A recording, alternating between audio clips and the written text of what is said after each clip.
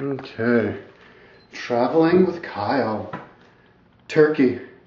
So, I fly into Turkey, and I got in a cab, and I shared it with this, I think there's an American couple, and they knew where all the cheap hotels were, so we went over there, and it's right there in the old town, like one block to the east of where those mosques are, and they went to some other hotel, and I chose to go to this one hotel hostel that was like multi-leveled, and on the very highest level was this like bar. It was like the hostel bar, so it was really cool because you could go up there and get beers and like party with all the other hostel kids. And so yeah, I met some cool people. I think I did some walking around with some of them. And I saw a few people who I actually knew was hanging out with in Budapest. But I went and I saw all of the mosques, the two mosques, which are these two huge mosques, like right across from each other. And I think they're like the two biggest mosques in the whole world. And then right next to that was the Circus Maximus from Constantinople. And I could still see like some big monument in the middle of it. And then right next to that was the baths, or I think the baths, and they're all underwater, and so I did the tour of that. And I didn't do the mud baths. Okay, my card just filled up. That's a 1 gigabyte card. I don't know what I'm doing with a 1 gigabyte card. I was in Radio Shack today, and they're selling like 16 gigabytes for like $50 or something. But I'll just wait a little bit because they'll be even cheaper pretty soon. But anyways, so yeah, I didn't do the baths, but I saw Istanbul is a great place to go to because they have lots of cool museums. I saw the museum of all these ancient Roman or Byzantine statues, and which were beautiful. And but the people there, I was trying to be polite because I wasn't, I was kind of new to traveling still, and those people, the rug salesmen there, were kind of manipulative. They like call after you. I kind of felt like I was in Morocco again. And one guy actually gave me a really good tour of one of the mosques, and at the end he wanted to show me his rug store. I guess that was like, he'd give me a tour to see the rug store, and kind of felt bad to tell him I wasn't interested in any rugs. But so I was there for a few days, maybe 4 days, just checking it out. I didn't go down to the downtown disco area, though. I almost did with some people, but. And then I was in a hostel one night, and there was somebody really sick in the room that I was in, and it smelled really bad, like sickness. And so then I left, and I caught what they had, and I took the bus, and I felt really bad on the bus down to Galipoli. And I stayed at a hotel there, and the next day I went and I toured Galipoli, which was really interesting. It's that is, that movie Gallipoli. It's where in World War I, the English had the Australians defend that place. I guess they didn't. That was the place like where they knew everybody was going to die, and they had these two trenches, and that I saw in one trench, and then literally on the other side of the road there was another trench. It was like less than 20 feet away, where the Turks and the Australians were fighting each other.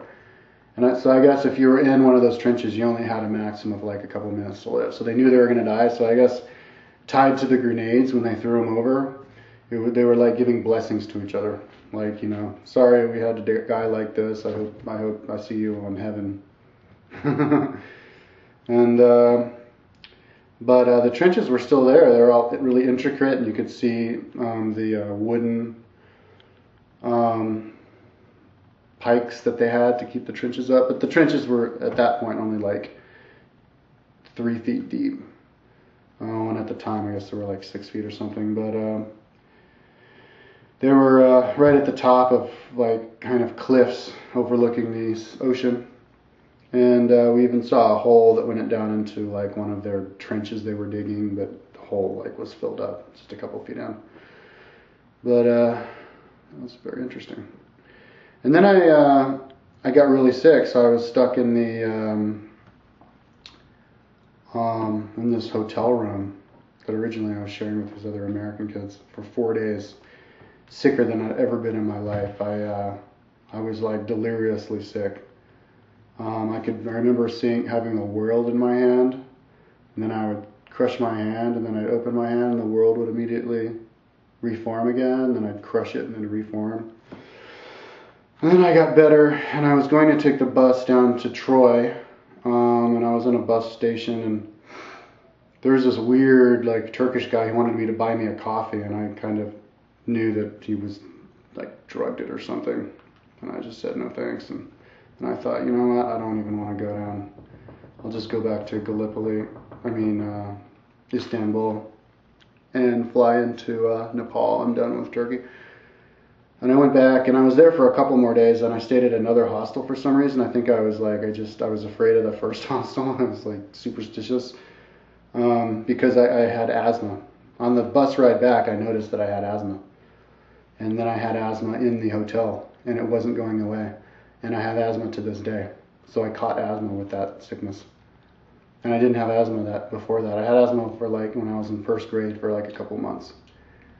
And so it was weird. I caught asthma. And so I was in another hostel, and I don't know, I was there for a couple of days. A French-Canadian kid who I was hanging out with in Budapest wanted to travel all over Turkey with me, but I was kind of just not in the mood. I just wanted to go to Nepal because I wanted to start bike touring again. I was sick of taking the bus around. I like the bike touring method more. And my brother happened to have left his bike for me in Kathmandu, so I got a ticket over there. So I got on a plane. I think I was in Pakistani Airlines, and I flew over, and it was the most amazing plane ride I've ever had because I could look out of the window, and I saw going over the Middle East because we went and we stopped in Caracas. Is that what it's called? No, that's Venezuela. Karachi, Pakistan. But in the Middle East, and looking over the desert was interesting. And they kept giving me food. It was like 5-course meals. They gave us like 5 of these, like 5-star, 5-course meals the whole way down there. It was awesome. And the layover was like a 5-hour layover in the airport there in Karachi, which was interesting because the airport was pretty big. But flying over Karachi, I could tell that it was just like a small, I guess there's millions of people who live there, but it looked like a small village to me. Just totally dirt roads and like adobe mud huts. Really, really basic. And all of these like veiled Muslim grumpy women working in the airport. So kind of culture shock, and I didn't even leave the airport. But yeah, I'd like to give that a try some other time.